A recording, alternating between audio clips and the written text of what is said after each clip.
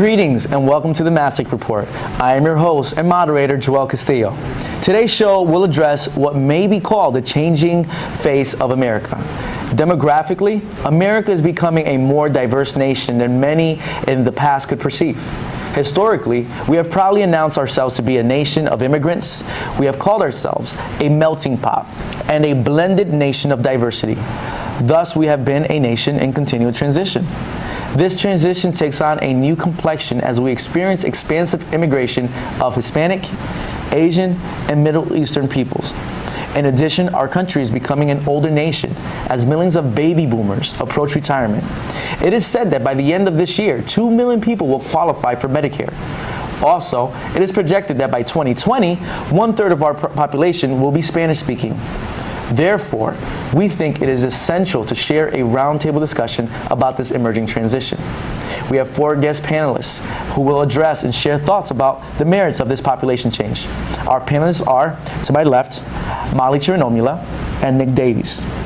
And to my right, we have Shaban Vega and Adam Bistrom.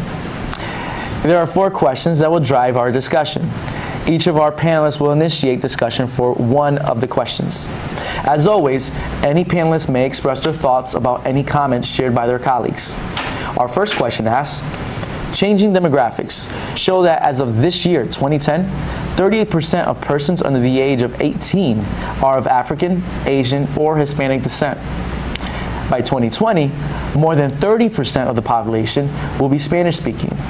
What do you perceive to be the political, social, and economic changes that will be prompted by these facts? Adam, would you offer a first response to this question? Sure. Well, I'd like to, first of all, address the social ramifications of this. I think the United States history has sort of been traced back to the idea of diversity, and I think that's one of the things that makes our country so unique. I think that given this data, our nation's going to become much more socially diverse, and as a result of that, I think it's going to create a greater initiative for people to become more tolerant of other people.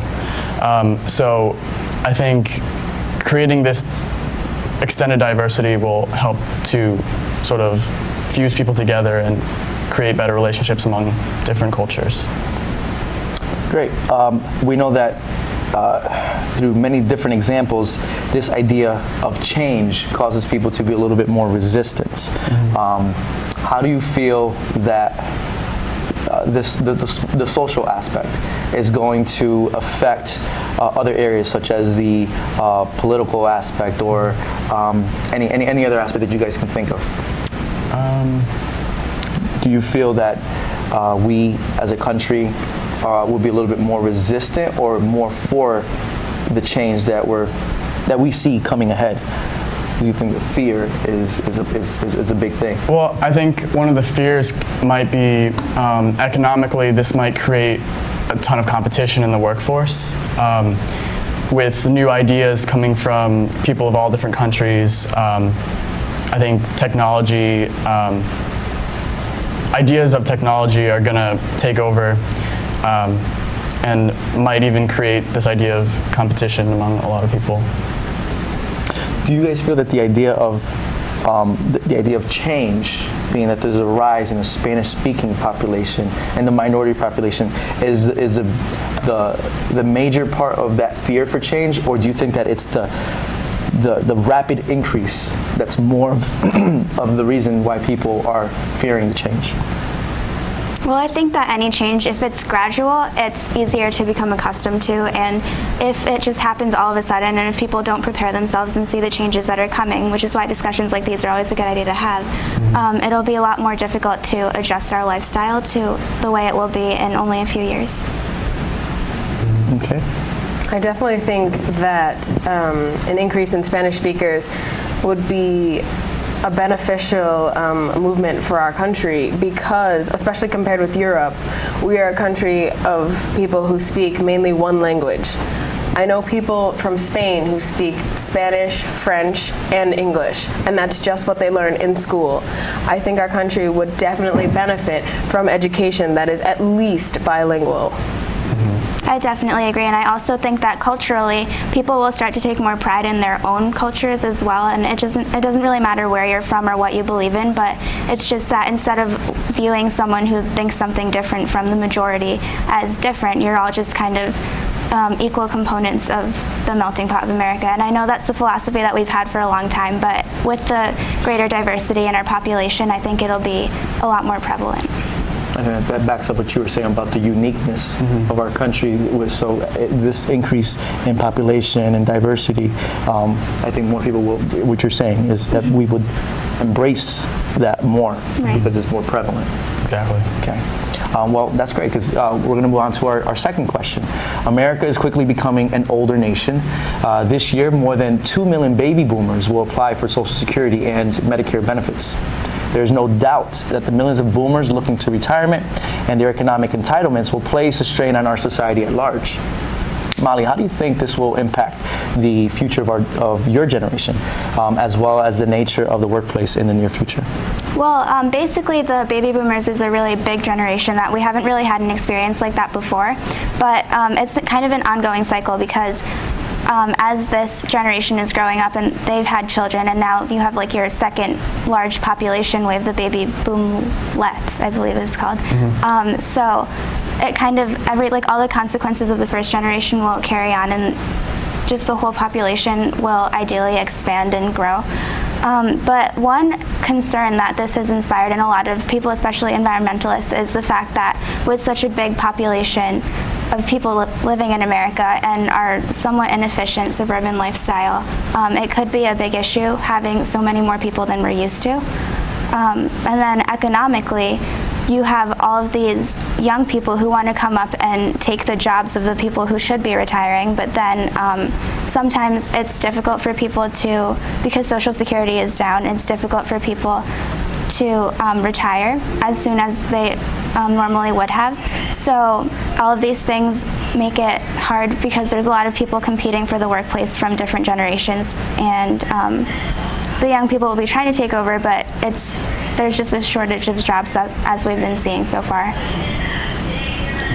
Anyone else like to add? I'd like to bring up the fact about what you mentioned about the effects of the rise in the population and how that affects the environment. It was actually stated that from about 20 years ago, the population was half as large as it is now, but the air today is twice as clean as it was back then because of our efforts today to improve the environment. So I think that it's not necessarily how many people there are, it's just how concerned they are about the topic. That's very interesting, and also I think that maybe environmental science could be like a field that really expands with more people, so it could counteract all of the new population that we have anyway. It's just interesting how nowadays we're seeing a lot of initiative for environmental improvement. So it's interesting to see how that's going to change as a result of the idea of the changing demographics as well.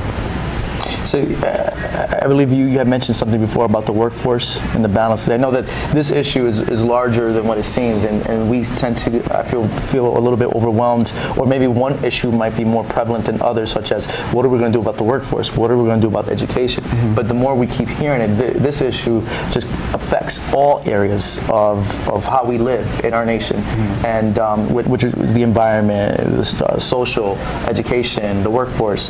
But being that it's about Medicare and taking care of our future, you're saying that there will be balance. Yeah, hopefully there will be balance because fertility rates in America have been going up. So even though we have a large elderly population with the baby boomers all retiring around the same time, and so they're asking for Medicare and benefits like that, hopefully their children will be able to step up, and people in our generation will be able to step up and fill in the workforce and take care of them, because there will be more of us working. So if that stimulates the economy, and if it all matches up at the right time, we'll be able to take care of them. I think that's a very ideal sort of idea. So I think at the same time, we should be mindful of expecting the worst and maybe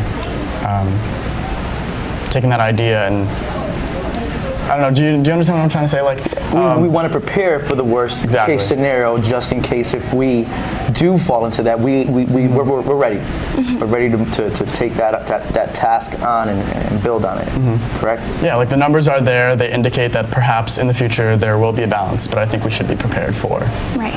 We can hope, but in order to hope and to secure that hope to become a reality, there's certain steps Exactly. that we need to take, and definitely with education and preparing them to be those leaders that we hope that they do become.